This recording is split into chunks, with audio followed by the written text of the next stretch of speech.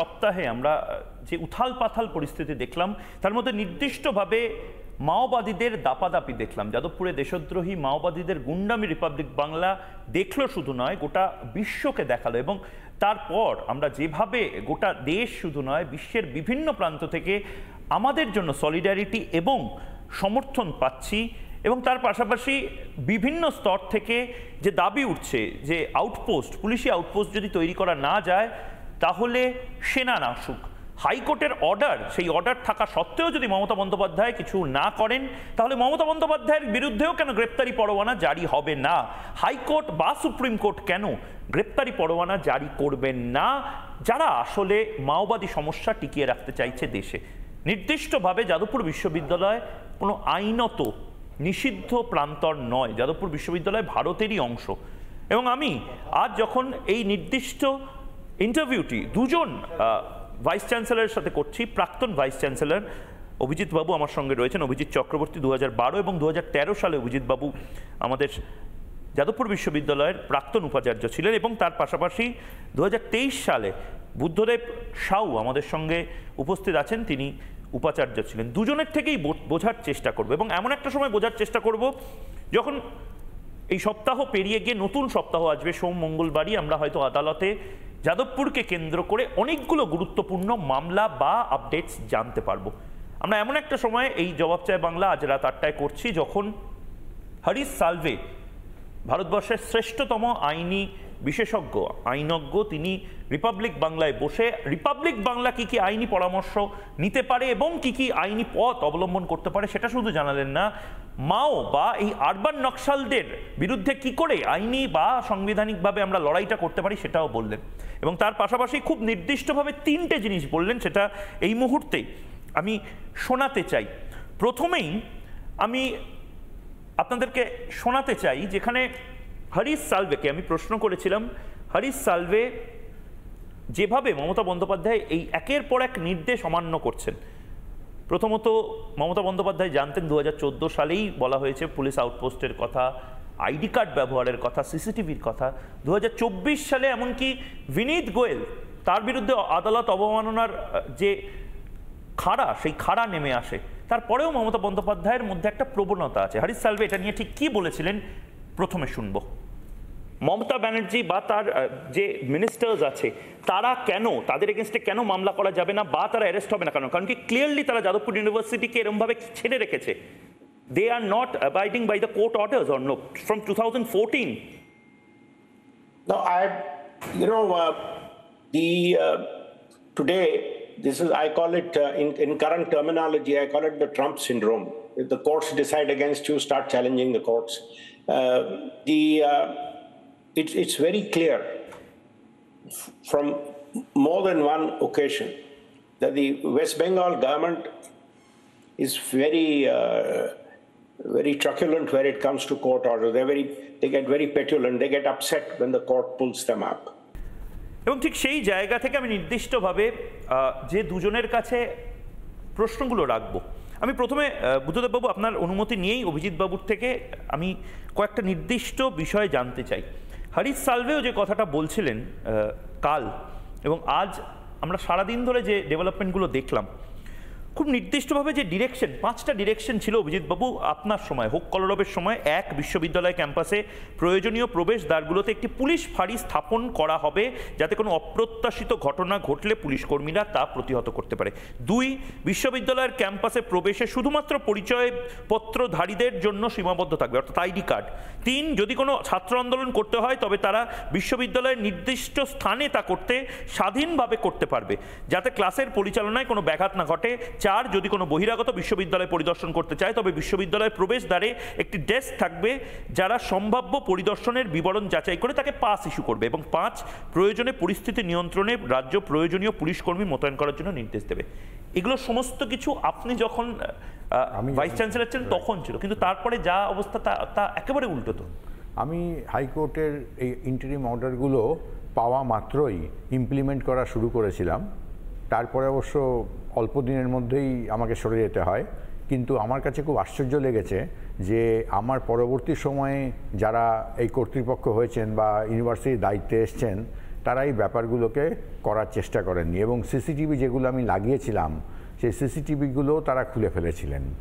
এবং এইখানে একটা জিনিস উঠে আসছে যে এই যে অরাজকতা, এই যে বিশৃঙ্খলা, এই যে গণতন্ত্রের ওপর আঘাত, এই যে মানুষকে নিগ্রহ করার প্রবণতা, এই যে জিনিসগুলো যে যাদবপুরে চালু হয়েছিল এবং তারপরে আরও যেটা ইম্পর্ট্যান্ট একটা ইস্যু যে মদ, গাঁজা, চরস, তার যথেচ্ছ ব্যবহার সন্ধ্যের পর থেকে যে যাদবপুর অপরাধীদের মুক্তাঞ্চল হয়ে উঠত, সেই জায়গাটা যে আমি আটকাতে পেরেছিলাম এবং সেই সময় হাইকোর্টের অর্ডারকে সাহায্য নিয়ে এবং আমার সঙ্গে আমার অ্যাডমিনিস্ট্রেটিভ এক্সপিরিয়েন্স দিয়ে মোটামুটি অবস্থাটা নিয়ন্ত্রণে ছিল।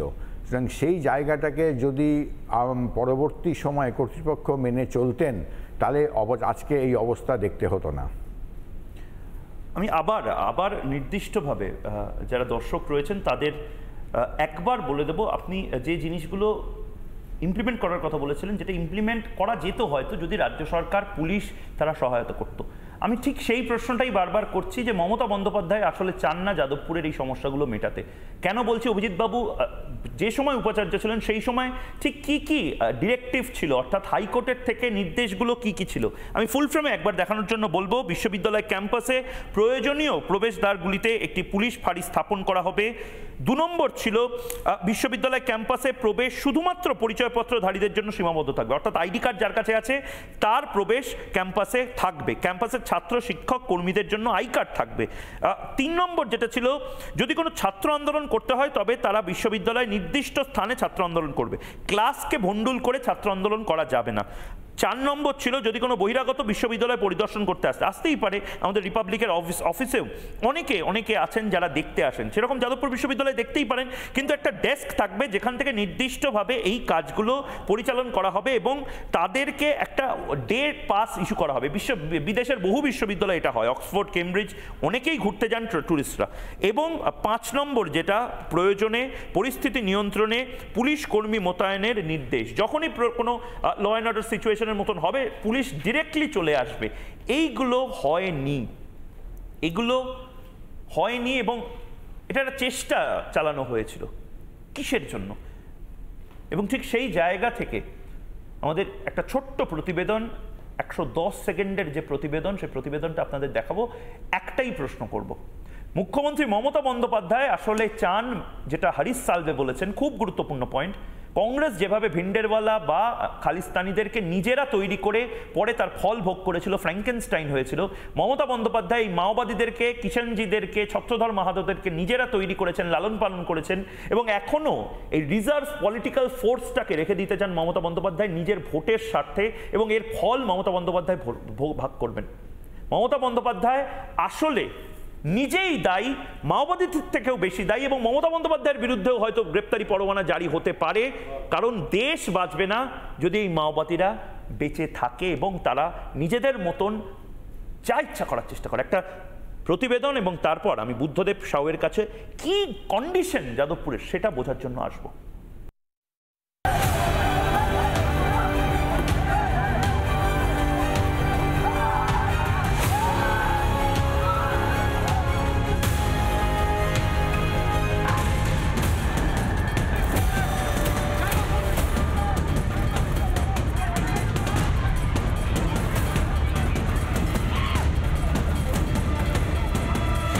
দেশের অন্যতম 5 তারা বিশ্ববিদ্যালয়টি খবরের শিরোনামে চলে আসে মাঝে মধ্যেই, তবে অবশ্যই সুনাম নয়, দুর্নামের জন্যই।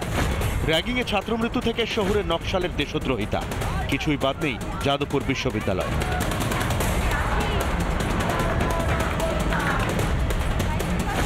যাদবপুর বিশ্ববিদ্যালয় সন্ধ্যের পর সমাজবিরোধী কার্যকলাপের অভিযোগ আগেও ছিল, কিন্তু সবকিছুকে ছাপিয়ে গেল ক্যাম্পাসের শহুরে নকশালদের দেশবিরোধী প্রচার।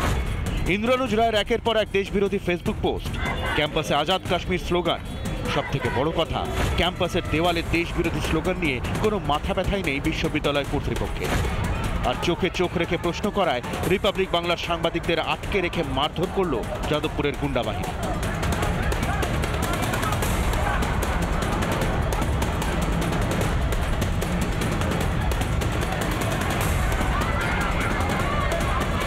ক্যাম্পাসে দাঁড়িয়ে গুন্ডামি করছে যারা, তারা আসলে কারা? হচ্ছে হিন্দোল মজুমদার, এ থাকে স্পেনে। এর যারা হচ্ছে বাহিনী তারা নেমে অর্গানাইজড হইতে সরাসরি রিপাবলিককে আক্রমণ করেছে। জ্যোতির্ময় সেন, শাম্ব, নাজমুল গাজী তৃণমূলের ছাত্র সংগঠনের নেতা ছিল, অরিজিৎ সাহা, দেবার্ঘ যশ, শেখ আকাশ, সিফা আসলিন, ব্রাহ্মণী ভট্টাচার্য, কনিষ্ক গোস্বামী, শ্রীজাদা বাগচি, প্রিয়াংশু সাহা, অনির্বাণ সাধুকা। বিদেশ থেকেই যাদবপুরের দেশ বিরোধী আন্দোলনকে নিয়ন্ত্রণ করা হচ্ছে। কে অর্থ যোগাচ্ছে এই দেশদ্রোহীদের? আমরা মানুষের দালাল, ওরা তো আমেরিকার দালাল। ৩-৪ জন লোক আছে, দুটো স্টুডেন্ট ইউনিয়ন আছে, ওরা ভাবছে কি ওখানে যা ইচ্ছে করবে। রাজ্য সরকার হাত গুটিয়ে বসে, তাহলে যাদবপুরের এই দেশদ্রোহীদের কি ঠান্ডা করা সম্ভব? ওরা যেন না মনে করে যে ওই অভয়ারণ্যে ঢুকে গেলে কেউ আয় হাত দেবে না, সব ঠান্ডা হবে। কাশ্মীর ঠান্ডা হতে বলে যাদবপুর কি ভারতবর্ষের বাইরে নাকি? ক্যাম্পাসে বসে দেশ বিরোধিতা হচ্ছে, অথচ সেসব দেখতে পায় না বামেরা। যে ইন্দ্রানুজ সোশ্যাল মিডিয়ায় বুদ্ধদেব ভট্টাচার্যকে কুকুর বলে, তার হয়ে গলা ফাটাতে ভালোই পারে মহাশূন্যে বিলীন হওয়া সিপিএম। যারা এটা করেছেন তারা বামপন্থী নন, আমি তো বলি তারা আরএসএস এর পেইড এজেন্ট। কেন যাদবপুরকে সেন্টার অফ এক্সেলেন্স করা হলো না, সেই প্রশ্ন না তুলে যাদবপুরের ছেলেরা কেন স্বাধীন মত প্রকাশ করছেন তা নিয়ে মন্তব্য, এগুলো অবাঞ্ছিত। পুলিশের হাত পা বেঁধে রেখে দিয়েছেন মমতা বন্দ্যোপাধ্যায়। 2014 হোক কলরব আন্দোলনের পর আদালতের একাধিক নির্দেশ থাকলেও সেসব খাতায় কলমেই রয়ে গেছে। এদিকে মাওবাদ দেশ বিরোধিতা ধারাবাহিকভাবে এগিয়ে নিয়ে যাওয়া হচ্ছে ক্যাম্পাসে। বিশ্ববিদ্যালয় কর্তৃপক্ষ হোক বা রাজ্য সরকার, সবাই জেগে ঘুমাচ্ছে।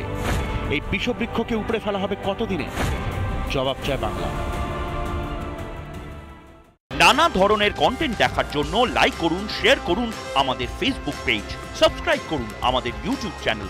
পাশাপাশি অন্যান্য ব্রেকিং নিউজের জন্য অবশ্যই চোখ রাখুন রিপাবলিক বাংলায়।